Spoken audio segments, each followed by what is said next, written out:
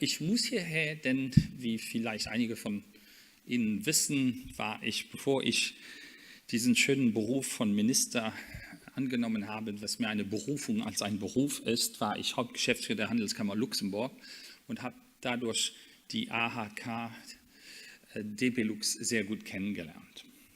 Und ich bin froh, dass ich für diesen 125. Geburtstag hier dabei sein kann.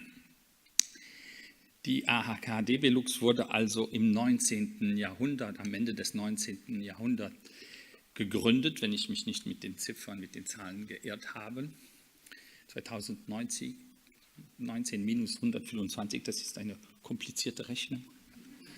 Aber das ist 19. Jahrhundert. Damals war Luxemburg Mitglied des Zollvereins. 1921 ist dann Luxemburg Mitglied der Union économique belgo-luxembourgeoise geworden. Und ich glaube, damit habe ich vieles erklärt. Deutschland und Luxemburg sind die wichtigsten Handelspartner von Luxemburg. Deutschland ist unser erstes Exportland und Belgien unser erstes Importland. Die Franzosen sind auch nicht schlecht, das ist unser drittes Nachbarland, aber die sind zweimal Zweiter. Was heißt das? Ja, das heißt, dass diese Partner für uns sehr wichtig sind und darum ist die debelux auch so wichtig, auch schon damals gewesen. Im 19. Jahrhundert, da gab es keine Benelux, da gab es noch keine EU und trotzdem könnte man sagen, die debelux war schon ein bisschen ein Vorreiter, ein Pionier. Denn es ging darum, eben Geschäftsleute, Geschäftsflüsse zusammenzubringen und das ist euch gelungen. Hättet ihr das nicht so gut gemacht, würden wir heute keine 125 Jahre feiern. I'm going to switch to English. I'm not sure everybody really understands German in the room, but then I also wanted to boast that Luxembourgers speak a few languages. It's one of our strengths. It's also good for business. If you speak the language of the customer, well, you have more chances to be successful. Now, Herman Van Rompuy, thank you for your speech. I got a chunk of it, but what I heard, I loved. And I want to congratulate you for the 4 years where you were the head of Europe. You have a lot of credibility in what you say, and you are right in insisting that, yes, we have overcome the international financial crisis, which afterwards became an international economic crisis. It started in 2008 and lasted at least 5 to 6 years. What has not been analyzed enough that is the following. 2008 was a financial crisis. What caused the largest damage was not the financial crisis, was the economic crisis that followed, and that happened because countries, investors, people lost confidence in trade, in the rules. And when you lose confidence, you invest less. And when you invest less, there's less trade, and there's especially less international trade. And the IMF has produced a study a couple of years ago that showed that what hurt the world economy most was the fact that international trade went down, like never before since before World War II. And since 2013-14, it's getting better everywhere because world trade is back growing. And this is obviously very much connected to what debelux is doing. The more trade, international trade we have, the better we're off, all of us. It's not a zero-sum game. And that's the good news I bring to you from the Eurogroup. Today we discussed the outlook for the next couple of months and years. Now, as you probably know, the outlook was supposed to show us that, yes, 2019 we're going to have less growth than 2018. That is confirmed. But the numbers of the first quarter are much better than anticipated. We are in no recession. We have a slowdown, you could call it a technical slowdown, but nothing to be extremely worried about. Europe is resisting well. 24 quarters in a row of growth.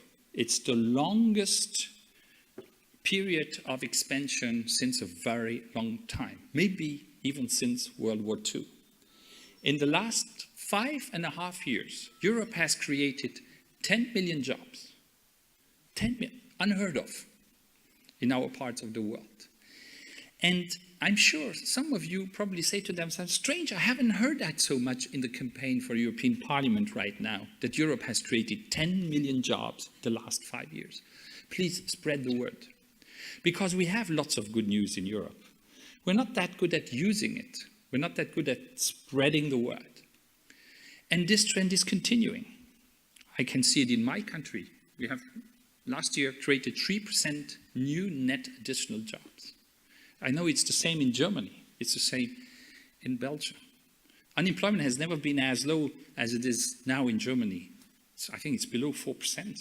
In Luxembourg, it's around 5%. And what's the result? Interestingly, when you ask people what are your top worries, unemployment has not disappeared, but it used to be number one priority of people. It's now number 3, number 4, number 5. But that doesn't mean that it is not important.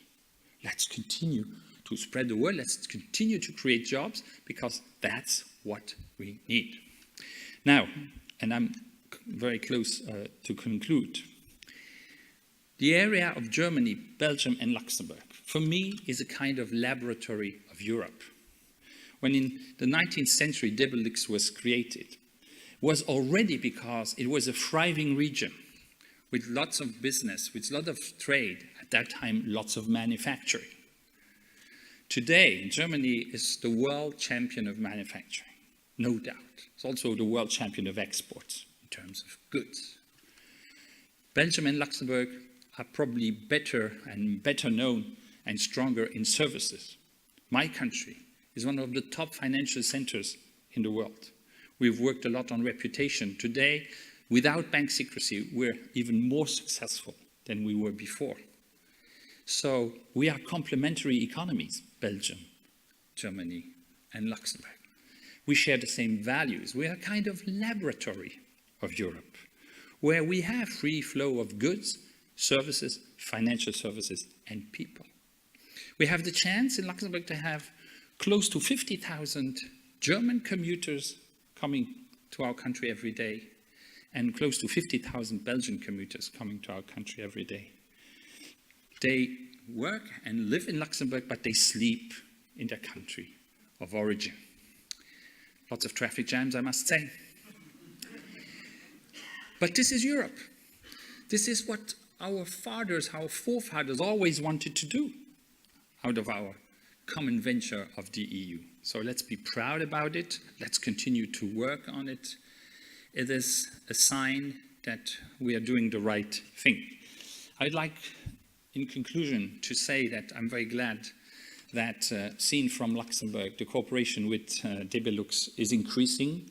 We have now in Berlin and in Brussels eine Anlaufstelle, you could say, people who are in fact appointed together by the Chamber of Commerce and the Luxembourg government to make contacts for companies easier. We've been doing that in the last years. So doing business between our 3 countries is as simple as it has never been before.